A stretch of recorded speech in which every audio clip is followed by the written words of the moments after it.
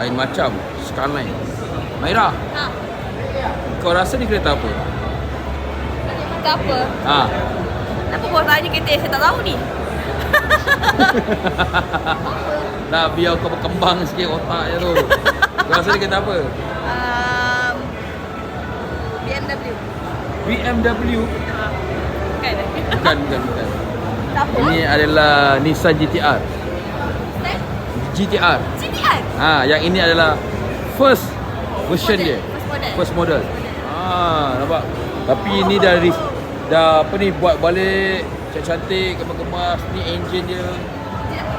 Ni Skyline lah. Skyline GTR. Ni engine asal dia. Skyline pun ada bentuk yang macam ni. Ini lah bentuk lain. first model. Cantik kan? Cantik. Finishing dia kan?